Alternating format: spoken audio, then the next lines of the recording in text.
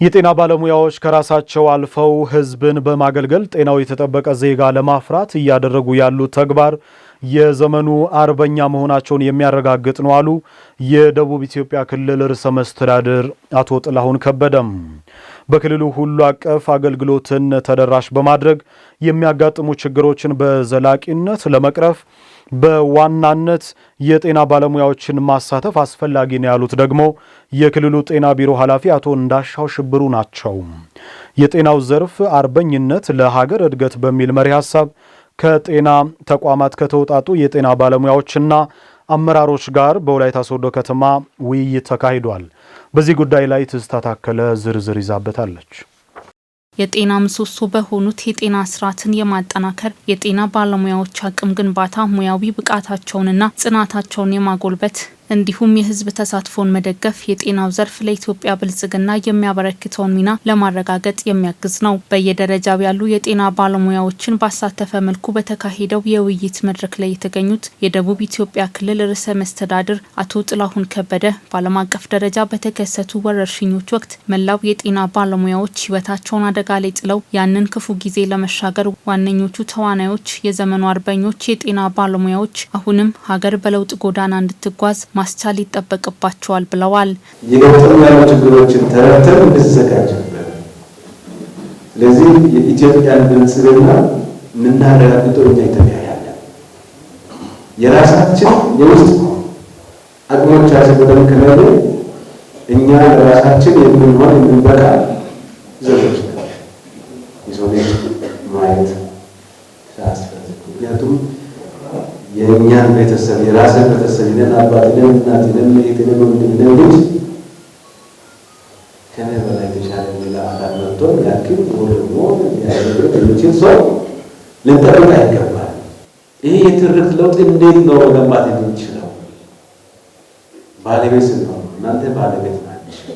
የክልሉ ጤና ቢሮ ኃላፊ አቶ እንዳሻው ሽብሩ በበኩላቸው ባለፉት የለውጡ ጊዜያት የጤናን ዘርፍ የተሻለ ለማድረግ የተሰሩ ስራዎች ውጤት ማስመዝገባቸውን ገልጸው የተመዘገቡ ውጤቶችን በዘላቂነት ለማስቀጠል ብሎም በዘርፉ የሚያጋጥሙ ችግሮችን ለመቅረፍ ባለሙያዎችን በዋናነት በማሳተፍ ዘርፉን የተሻለ ለማድረግ ትኩረት እንደሚሰጥ ተናግረዋል። ይህንን መድረክ እኔ እንደ መልካም አጋጣሚ አየዋለሁ። ደረጃ በደረጃ በነገራችን ላይ ጥያቄውን ለመመለስ ጥረቶች ከደይዋን ጀምሮ ነው። አሁን 35-36 ቀን በላይ አልፎታል። እየተሰሩ ያሉ ነገሮች አሉ። ይሄን ደግሞ ይዘን የምንሄደውን ኦልሬዲ እኛም ማስተላለፈናል። ይሄን ጥያቄዎችን ከየዞኑ የመጡትን ይሄን ቤዝ አድርገው መስተካከል ያለባቸውን ከሚኒስትሪው ጀምሮ እስከታች ወደ ስራ ይገባል። ባለፉት የለውጥ ዓመታት በጤናው ዘርፍ የመጡ ስኬቶችና የገጠሙ ማነቆች እንዲሁም ቀጣይ የትኩረት አቅጣጫዎች ላይ በተደረገው ውይይት ወቅታዊ የሆኑ የጤና ባለሙያው ጥያቄዎች ተነስተዋል። ሌላ መንግስት ሰራተኛዎች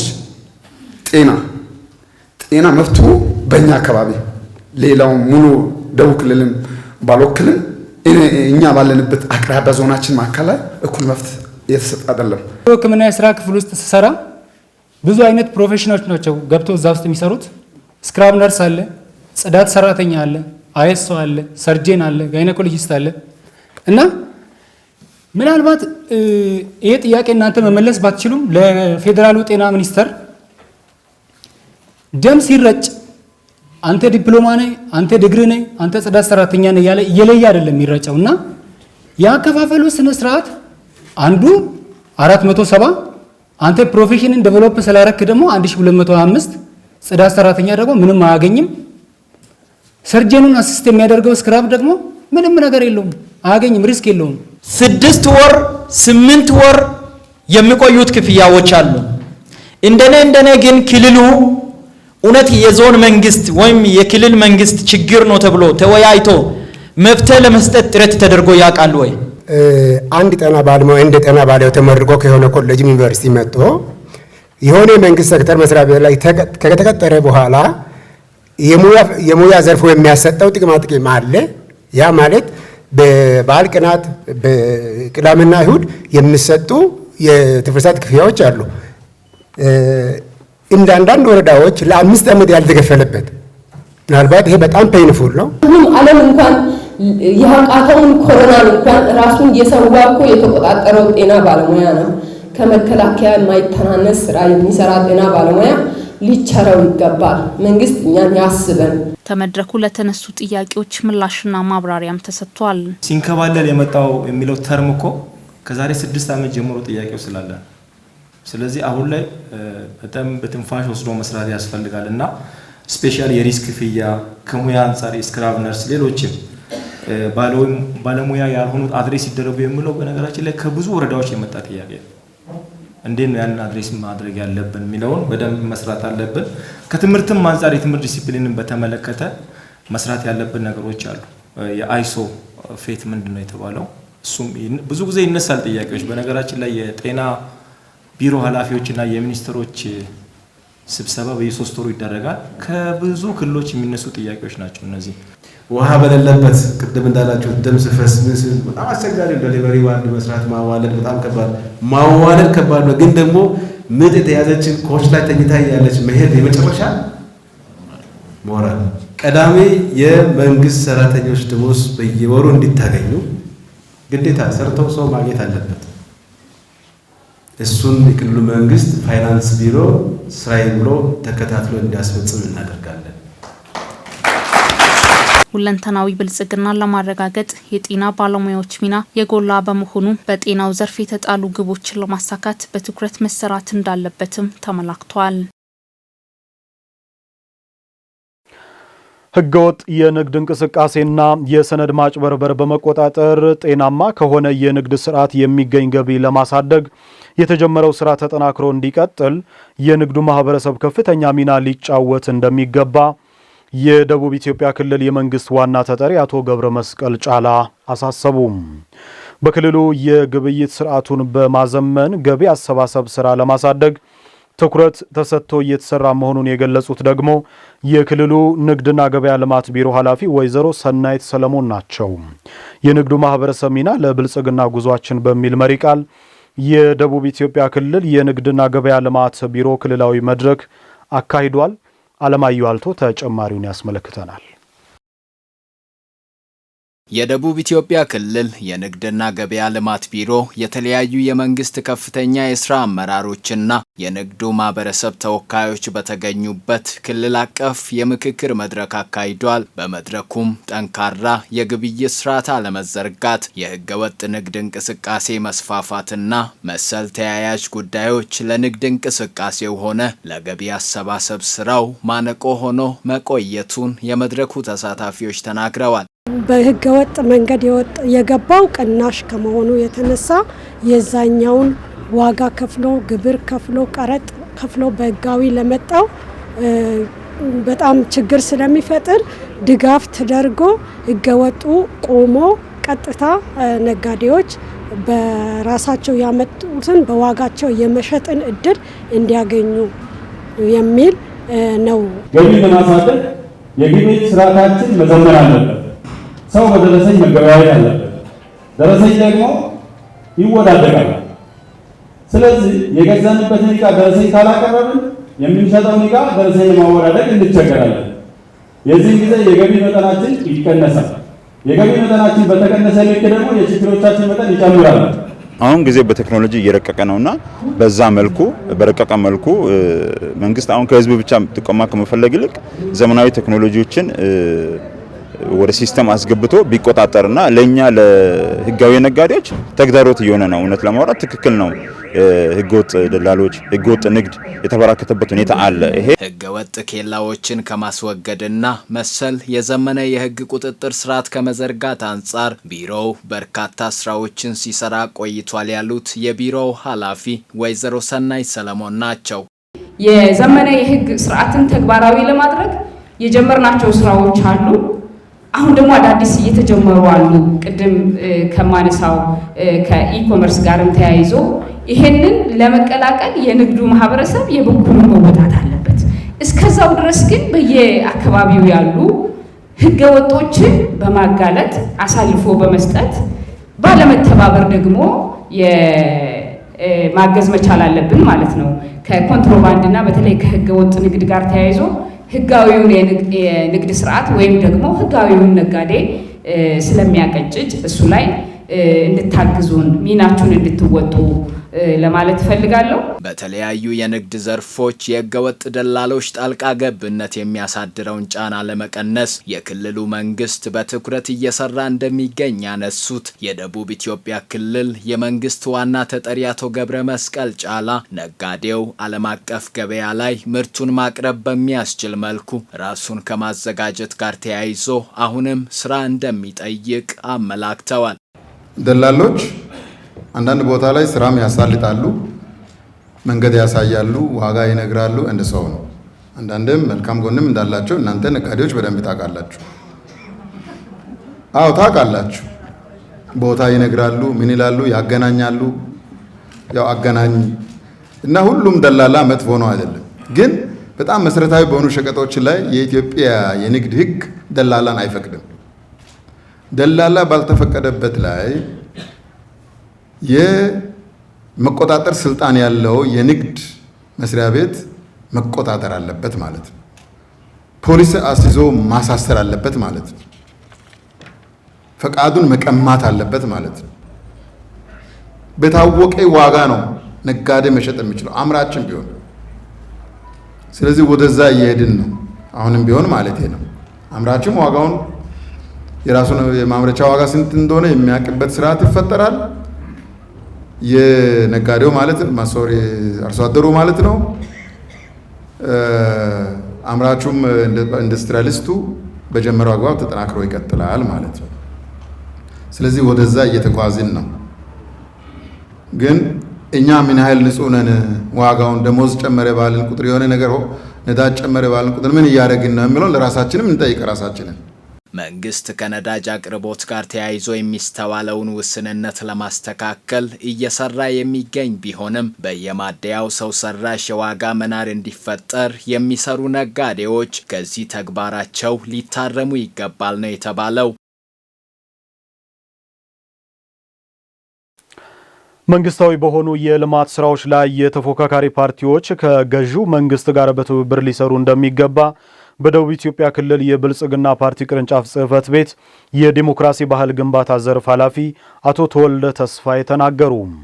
በነፃ መወያየት በሚፈልጉና ህዝብን ተጠቃሚ በሚያደርጉ ጉዳዮች ላይ በጋራ እንቆማለን ያሉት ደግሞ የደቡብ ኢትዮጵያ ክልል የፖለቲካ ፓርቲዎች የጋራ ምክር ቤት ሰብሳቢ አቶ ጎበዜ አበራ ናቸው። ማሩሞላ ተጨማሪውን ይዟል። የፖለቲካ ርዕዮተ ዓለም ልዩነትና የሀሳብ መለያየት ሀገርን ከማልማትና ህዝብን በጋራ ተጠቃሚ የሚያደርጉ ጉዳዮች ላይ አብሮ ከመቆም እንደማያግዳቸው እንዲሁም ትግላቸውን በሰላማዊ መንገድ ብቻ እንደሚያደርጉት በደቡብ ኢትዮጵያ ክልል የሚገኙ የተፎካካሪ ፓርቲ አባላት በወላይታ ዞን ባለፉት ዓመታት የተከወኑ የልማት ስራዎችን በጎበኙበት ወቅት ተናግረዋል። እውነት ለካ ሀገራችን ይህን ያክል በዚህ ልክ ለምታ እንዳለች ያው በዛሬ ዕለት አይቼ በጣም ደስ ብሎኛል። ማህበረሰቡም ያው በዛ ልክ አሁን ባየነው ልክ አሁን ብሎኬት ማምረቻ ፋብሪካውን ብናይ እጅግ በጣም ብዙ ስራ አጦችን እዛ ቦታ ላይ ቀጥሮ ማሰራት ይቻላል። ለስራ አጦች ብዙ እድል ይፈጥራል ብዬ በራሴ አምኛለሁ። ቀራርቦ መስራት የሚባለው ለህዝብ ከሚጠቅሙት አጀንዳዎች ሁሉም እኛ የህዝብ አጀንዳውን ነው የምናቀርበው። የህዝብ አጀንዳ በሚቀርበው ወይም በሚያስፈልገው ልክ ስናቀርብ የሚያደርገው በየትኛውም ሰዓትም ወዳጅ ነው። ወዳጅነት ደግሞ ፖለቲካ ላይ ብዙ ፍጹም ጠላትም ፍጹም ወዳጅም የለም። ያንን በወዳጅነት መስራት የምንችለው ለህዝብ የሚያስፈልጉት ነገሮችን በሙሉ በወዳጅነት እንሰራለን። ከዚህ ባሻገር ተሰሩ የሚባሉ ልማቶችን በተመለከተ አሁን ያሉት ጥሩ ናቸው፣ ጅምሩ ጥሩ ናቸው። ግን አንዳንድ መስተካከል ያለባቸውን ነገሮች ላይ አስተያየት እንሰጣለን። ለምሳሌ አየር መንገድ ተጀምሮ አሁን ባለበት ሁኔታ ላይ ያላየ ነው። አየር መንገዱን በዚህ ላይ ማየት እንፈልጋለን። እንደ እናት ፓርቲም የሚፈጠሩ ኢትዮጵያ ውስጥ የሚደረጉ የፖለቲካ እንቅስቃሴዎች፣ ጥያቄዎች ሰላማዊ በሆነ መንገድ ኮምፕሊትሊ እንዲፈጸሙ እንዲካሄዱ ፍላጎታችንም ነው። ጽኑ ዓላማም ይዘን እየሰራን ነው። ለዚህ ሌሎች ኢትዮጵያ ውስጥ ያሉ የፖለቲካ ፓርቲዎችም ጥያቄዎቻቸውን በተቻለ አቅም ክፍተቶች ይኖራሉ።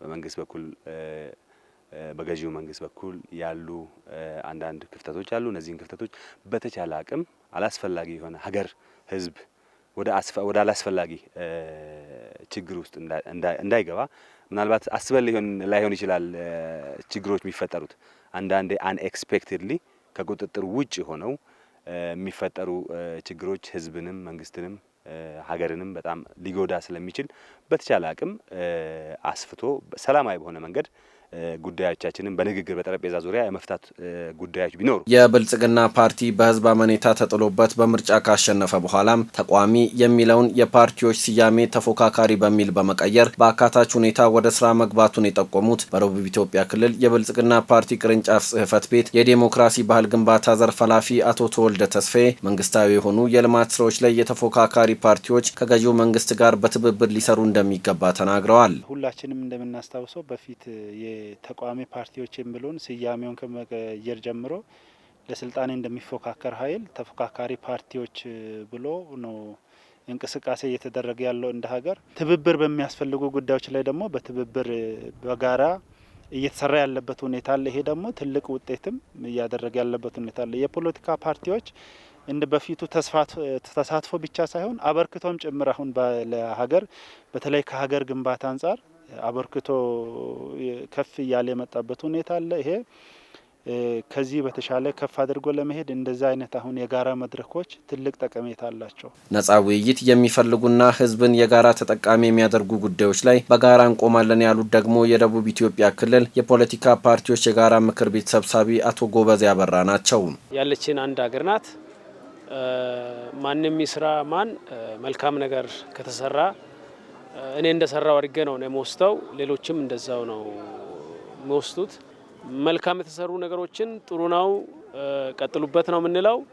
መስተካከል ባለባቸው ጉዳዮች ላይ እቺን አስተካክሉ ነው የኛ ድርሻ መሆን ያለበት። ስለዚህ በጋራ መቆም ጉዳት የለውም።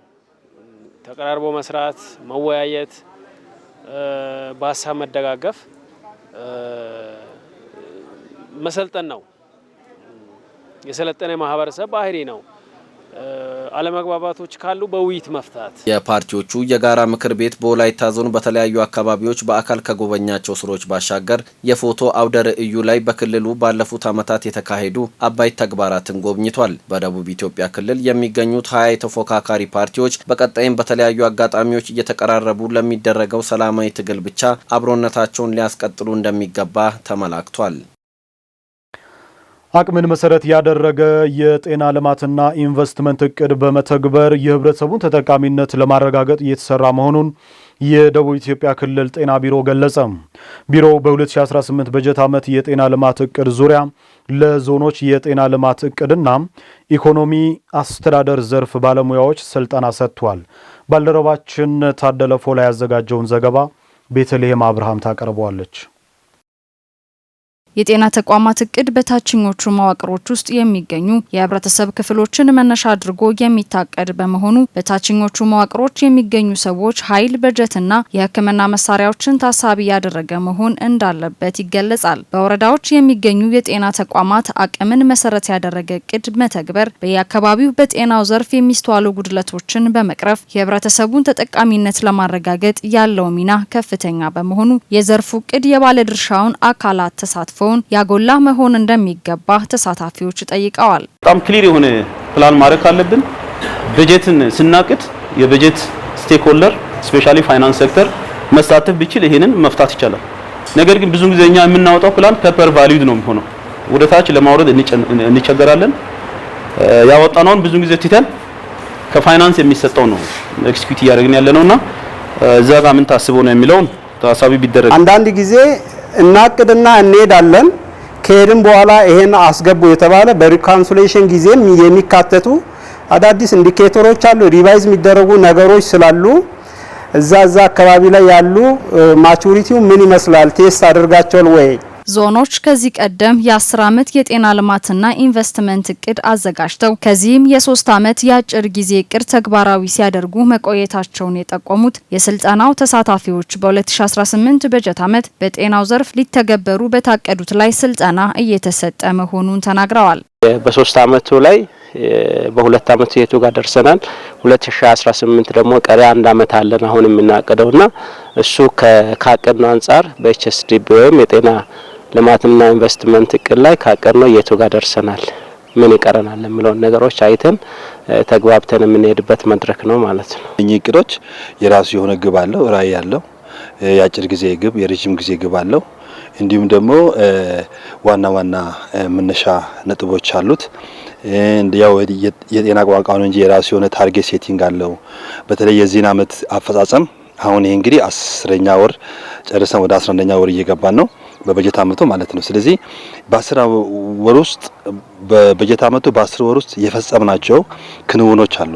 እነኛን አፈጻጸም እንደመነሻ ይዘን ለቀጣይ አመት ደግሞ አሁን ከደረስንበት በሚቀጥለው አመት የት መድረስ አለብን የሚሉትን መነሻ ነጥቦችን ይዘን በዋና ዋና በሆኑ ተግባራት ላይ ነው እቅዶችን እያዘጋጀን ያለ ነው። ጤና ተቋማት ወረዳን መሰረት አድርገውና ከዚህ ቀደም የተጠቀሙትን የጤና ግብዓቶችን መነሻ በማድረግ ማቀድ በጤና ተቋማት የሚነሱ ቅሬታዎችን በመፍታት የህብረተሰቡን ተጠቃሚነት ለማረጋገጥ የሚያስችል በመሆኑ በትኩረት ሊሰራ እንደሚገባ የቢሮ ዘርፍ ከፍተኛ ባለሙያዎችና ኃላፊዎች ይገልጻሉ። የጤና ተቋማት ቀድሞ ምን ያህል መድኃኒት ያስፈልገኛል፣ ከዚህ በፊት ደግሞ ምን ያህል በጀት ተጠቅሜያለሁ ወይንም ገዝቻለሁ የሚለውን ነገር መሰረት አድርጎ ማቀድ መቻል አለበት። ከአቅርቦት ጋር ተያይዞ ያለው ማለት ነው። ይሄ እቅድ ከወረቀት ነጻ የሆነ በኦንላይን የሚታቀድ እቅድ ነው። በዚህ ሳምንት እዚህ ካቀደን በኋላ ቀጣይ ሳምንት ደግሞ ከወረዳዎችና ከጤና ተቋማት ጋር እናቅዳለን። አቅደን ጨርሰን በቢሮአችን ገምግመን ከዛ በኋላ ለ2018 ዝግጁ ሆነን ወደ ስራ የምንገባ ይሆናል። የ2018 ዓመተ ምህረት በክልላችን የሚተገበሩ የጤና ልማትና ኢንቨስትመንት እቅድ መነሻ የሚሆኑ ከወረዳ ተነስቶ የሚታቀድ እቅድ ላይ የዞን ከፍተኛ ባለሙያዎችና ማኔጅመንት አካላት ግንዛቤ ማስጨበጫ የሚሆን የእቅድ ምዕራፍ ስልጠና ነው። በዋናነት ወረዳን መሰረት ያደረገ እቅድ ስንል ወረዳ የራሱ ህዝብ አለው፣ የራሱ አወቃቀር አለው፣ የራሱ ጤና ተቋማት አሉት። እነዚህን ወረዳን ህዝብና የወረዳን ጤና አቅም ያገናዘበ እቅድ ከወረዳ ተነስቶ እስከ ክልል ድረስ ይታቀዳል። በጤና ተቋማት የሚሰጡ አገልግሎቶችን በማሳለጥ በሴክተሩ የሚነሱ ቅሬታዎችን ለመፍታት የሰው ኃይል በጀትና ወረዳን መሰረት ያደረገ እቅድ በመተግበር የህብረተሰቡን ተጠቃሚነት ለማረጋገጥ ያለው ፋይዳ የላቀ መሆኑ ተመላክቷል። በተፈጥሮ በየ3 ወራት ከሰውነታችን ውስጥ እንደ ቆሻሻ የሚወጣውን ደም በመለገስ በደም እጦት ምክንያት የሚሞቱ ወገኖችን ማትረፍ እንደሚገባ በወላይታ ሶዶ እናት ሙሉ ወንጌል ቤተክርስቲያን መሪ ፓስተር አበራ አይዴ አሳሰቡ። ይህ ተግባር የመንግስት አሊያም የአንድ አካል ግዴታ ብቻ ሳይሆን በተለያዩ አደጋዎች ለተጎዱና ለወላድ እናቶች ደም መለገስ የሁሉም ሰው ድርሻ ሊሆን ይገባል ያሉት ደግሞ የቤተክርስቲያኒቱ ምእመናን ናቸው። የወላይታ ሶዶ እናት ሙሉ ወንጌል ቤተክርስቲያን መሪዎችና አባላት የደም ልገሳ መርሃ ግብር አካሂደዋል። ይህ ዜና በትርንጎ ሙሉ ነው የተጠናቀረው። አቅራቢው ደግሞ አለማየሁ አልቶ ነው። ጥናቶች እንደሚያመላክቱት ደም መለገስ የልብ ድካምንና የደም ቧንቧ በሽታዎችን ለመቀነስ እንዲሁም ሌሎች በርካታ ጥቅሞችን ያስገኛል። ከዚህም ባሻገር በደም እጦት ምክንያት ሊሞት የሚችል ሰው ሕይወትን ያተርፋል። በጤና ተቋማት የሚስተዋለውን የደም እጥረት ችግር ለመቅረፍ የወላይታ ዞን ጤና መምሪያ ከወላይታ ሶዶ የደም ባንክ ጋር በመተባበር ደም የማሰባሰብ ስራ በወላይታ ሶዶ እናት ሙሉ ወንጌል ቤተክርስቲያን አካሂዷል። የቤተ ክርስቲያኒቱ መሪ የሆኑት ፓስተር አበራ አይዴ ይህ ተግባር የሚበረታታ መሆኑን ተናግረዋል። መጠየቅ፣ የተራቡትን ማብላት፣ የታሰሩትን መጠየቅ ነው። ከመጽሐፍ ቅዱስ አስተምህሮ አንዱ ነው ይሄ። ምክንያቱም ወገኖቻችን ናቸው በመኪና አደጋ እየተጎዱ ያሉ፣ እየሞቱ ያሉ፣ ደም ለመግዛት አቅም የሌላቸው ስለሆኑ ያው የእግዚአብሔርም ቃል ስለሚደግፈን ለመንግስትም በመታዘዝ ህዝባችንን በማሰብ ለጉባኤው መስታወቂያ ተናግረናል። በመስታወቂያው መሰረት ደግሞ ወጣቶች፣ እናቶች፣ እህቶች ሁሉ እየሰጡ ናቸው ያሉትና የመንግስት ብቻ አይደለም ይሄ ስራ የኛም ስራ ነው። ምክንያቱም የኛም ህዝብ ነው። ህዝባችን እየተጎዳ ያለው እየሞተ ያለው የኛ ህዝብ ስለሆነ ደስ እያለን ነው የምናደርገው። ከዚህ በፊት በማህበረሰቡ ዘንድ ያለው የተዛባ አመለካከት ደም በሚያስፈልገው ልክ ለመሰብሰብ ችግር ሆኖ በመቆየቱ በተለያዩ ዘርፎች ግንዛቤ የማስጨበጥ ስራ በመሰራቱ የደም ማሰባሰብ ስራና የለጋሾች ቁጥር አሁን ላይ እየተሻሻለ መምጣቱ ተጠቁሟል።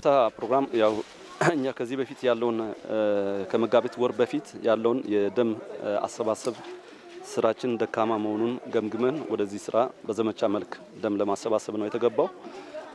ዛሬ በሙሉ ወንጌል በወላይታ ሶዶ ሙሉ ወንጌል እናት ቤተክርስቲያን ላይ ነው ልገሳ ፕሮግራም እየተካሄደ ያለውና በዚህ መልክ በዘመቻ ደም ማሰባሰብ ለምን አስፈለገ የሚል ጥያቄ ሊነሳ ይችላል። ያው ህብረተሰባችን ለድንገተኛ ተሽከርካሪ አደጋ በሰፊው እየተጋለጠ ነው ያለው። በዚህ ዓመት ብዙ አደጋዎች በእኛ አካባቢን ተከስቷል። በ2017 ደም ባለመኖሩ ምክንያት ማትረፍ የምንችላቸው ሰዎችን አጥተናል። በድንገተኛ አደጋ ብቻ ሳይሆን እናቶች ትውልድን አገርን እያስቀጠለች እናት ትሞታለች በደም ማጣት ምክንያት። ከፍተኛ የደም መፍሰስ ያጋጠማቸው በርካታ እናቶች አሉ። ለነዚህ እናቶች እኛ የሰበሰብነውን ደም አይሸጥም። ደም የእግዚአብሔር ስጦታ ስለሆነ ደም አይሸጥም። ደም መሸጥም ደም መግዛትም ወንጀል ነው። ስለዚህ ደም እኛ በነጻ ከህብረተሰቡ ሰብስበን ለነዚህ ተጎጂዎች ነው የምናደርሰው። ዛሬ ጋር ተያይዞ ያለው ነገር ከበፊቱ አሁን ላይ ያለው በጣም ጥሩ ነው ብዬ ነው ማስበው በራሴ ማለት ነው። ለምን በፊት ላይ ኦልሞስት ወደ ገጠር አካባቢ ሲንገባም ከተማ ላይም ሆኖ ራሱ ደም መለገስ ምን እንደሆነ የማያውቁ ሰዎች ነበሩ። ደም በመለገስ ምን አይነት ጥቅም እንደሚያገኙ የማያውቁ ሰዎች ደም ቢለግሱ ደግሞ ምን ሊደርሳቸው እንደሚችል መለገስ ያለባቸው እነማን ናቸው፣ መለገስ የሌለባቸው እነማን ናቸው የሚለውን ሰው ለይቶ ያላወቀበት ሁኔታ ነበር። አሁን ላይ ግን በየቀኑ እኛም ከመምሪያ ጋር በመተባበር ከክልል ጋር በመተባበር ደም ባንክ በራሱ ጥረት ራሱ በተለያየ መንገድ ኢንፎርሜሽኑ ሰውን እንዲደርስ እያደረግን ያለንበት ሁኔታ አለ። በልገሳም ሆነ በኢንፎርሜሽንም ሆነ ሰው እያወቀ የመጣበት ሁኔታ ከበፊቱ አሁን ላይ ይሻላል የሚል እምነት ነው ያለ። በተፈጥሮ በየ3 ወሩ በቆሻሻ መልክ ከሰውነታችን የሚወጣውን ደም በመለገስ የሌሎች ህይወት መኖር ምክንያት መሆን የሚያስደስት ተግባር ነው የሚሉት ደግሞ የደም ለጋሾች ናቸው። ደም መለገስ በእርግጥ የሰውን ህይወት እንደሚያድን አውቀዋለሁ። ይህ ለኔ 5ኛ ጊዜ ነው ደም መለገስ ከጀመርኩ። ይሄ 5ኛ ጊዜ ነው። ደም የሚፈልጉ ብዙ እናቶች አሉ፣ ብዙ ሴቶች አሉ፣ ብዙ የተጎዱ ሰዎች አሉ። ለነሱ መድረስ እንዳለብኝ አውቃለሁ። ለዚህም ነው ፈቃደኛ ሆኜ ደም ለመለገስ ዛሬ መጣሁት። እኔ በጣም በየጊዜው ለግሳለሁ። አንድ ከ4 ወር በኋላ ከ3 ወር ከምናምን በኋላ በየጊዜው እንደዚህ በተገኘ አጋጣሚውን ሳገኝ ሁሌም ለግሳለሁ። ምክንያቱም የአንድ ግለሰብን ወይም የአንድ ሰውን ህይወት እንዳተረፍኩኝ አይነት ስሜት ነው የሚሰማኝ። በጣም የህልና እርካታ አለው። በጣም ደስተኛ ነኝ በመለገሴ። እኔም ይሄን እድል በማግኘቴ በጣም ደስታ ተሰምቶኛል። ያው በእርግጥ ደም መለገስ ለኔ ዛሬ መጀመሪያ አይደለም። በተለያዩ ጊዜያቶች በተለያዩ ኢቨንቶች ደም ለግሳለሁ በፈቃደኝነት። ምክንያቱም እኔ ደም በመለገሴ የሚተርፍ የሰው ህይወት እንዳለ ስለማሰብ ደስተኛ ሆኜ በአጋጣሚ ለአምልኮ ቤተክርስቲያን በመጣሁበት ይሄን አጋጣሚ አግኝቼ ፈቃደኛ ሆኜ ደም በመለገሴ እኔ በጣም ደስተኛ ሆኜ እየለገስኩ ነው። ደም መለገስ ምንም አይነት የጤና ጉዳት የማያስከትል ይልቁንስ ለጤና የሚሰጠው ጠቀሜታ ዘርፈ ብዙ መሆኑን በመረዳት መለገስ የሚችል ማንኛውም ሰው ደም እንዲለግስ መልእክት ተላልፏል። ወደ ሌላኛው ጉዳይ እናልፋለን። የኮሙኒኬሽንና የሚዲያ ባለሙያዎች ወቅቱን ያገናዘበ የድህረ እውነት ዓለም ፈተናዎችን በመረዳት የተሳሳቱ መረጃዎችን የሚመክት ተግባር ሊያከናውኑ እንደሚገባ የደቡብ ኢትዮጵያ ክልል መንግስት ኮሙኒኬሽን ቢሮ ኃላፊ አቶ አባይነህ አበራ ገለጹ። በኢትዮጵያ የብልጽግና ጉዞ ውስጥ የሚዲያና ኮሙኒኬሽን ዘርፍ ሚናና ቀጣይ አቅጣጫ ዙሪያ ያተኮረ መድረክ በአርባ ምንጭ ከተማ ተካሂዷል። የደቡብ ኢትዮጵያ ክልል ረዳት የመንግስት ተጠሪና የአደረጃጀት ዘርፍ ኃላፊ ኢንጂነር ፍሬዘር ኮርባይዶ በዚህ ወቅት የሚዲያና ኮሙኒኬሽን ዘርፍ ገዢና አሰባሳቢ ትርክቶችን የሚያዳብር ሊሆን እንደሚገባ ተናግረዋል። ዘርፉ ሰላምን፣ አንድነትንና መግባባት የሚያዳብርና አሉታዊ ሀሳቦችን የሚመክት ሊሆን እንደሚገባ ገልጸው መድረኩ በዘርፉ እየተከናወኑ ያሉ ተግባራትን ለማጠናከር የላቀ ድርሻ እንዳለው ገልጸዋል። የደቡብ ኢትዮጵያ ክልል የመንግስት ኮሚኒኬሽን ቢሮ ኃላፊ አቶ አባይነህ አበራ ባስተላለፉት መልእክት ለህብረተሰቡ መረጃ በማድረስ ረገድ የኮሚኒኬሽንና ሚዲያ ዘርፉ የድርሻውን ሲወጣ መቆየቱን ገልጸዋል። የክልሉ መንግስት ኮሚኒኬሽን ቢሮ እንደዘገበው በስነ ምግባር የታነጸ በእውቀትና በክህሎት ተወዳዳሪ የሆነ ዜጋን ለማፍራት መንግስት በጥራትና በትጋት እየሰራ ነው አሉ የደቡብ ኢትዮጵያ ክልል ምክትል ርዕሰ መስተዳድርና የክልሉ ስራ ዕድል ፈጠራና ኢንተርፕራይዝ ልማት ቢሮ ኃላፊ ዶክተር አበባየሁ ታደሰም ከደቡብ ኢትዮጵያ ክልል የተውጣጡ መምህራን ትውልድ በትምህርት ይቀረጻል፣ ሀገር በትምህርት ይበለጽጋል በሚል መሪ ሐሳብ ክልላዊ ማጠቃለያ መድረክ በአርባ ምንጭ ከተማ ተካሂዷል። በመድረኩ መልእክት ያስተላለፉት የደቡብ ኢትዮጵያ ክልል ምክትል ርዕሰ መስተዳድርና የክልሉ ስራ ዕድል ፈጠራና ኢንተርፕራይዝ ልማት ቢሮ ኃላፊ ዶክተር አበባየሁ ታደሰም መምህራን ከጥራት አኳያ የገጠሙንን ስብራት ለመቅረፍ ትኩረት ሰጥተው ሊሰሩ እንደሚገባ አሳስበዋል። የደቡብ ኢትዮጵያ ክልል ትምህርት ቢሮ ኃላፊ ወይዘሮ ፀሐይ ወራሳ የትምህርት ዘርፉ የገጠመውን ስብራት ለመጠገን በለውጡ መንግስት እየተተገበረ ያለው ከፍተኛ ሪፎርም ለሀገርና ለትውልድ የሚጠቅም ዜጋን የሚፈጥር በመሆኑ ሪፎርሙ ሳይቆራረጥ መፈጸም እንደሚገባ ጠቁመዋል። የጋሞ ዞን መንግስት ኮሚኒኬሽን ጉዳዮች መምሪያ እንደዘገበው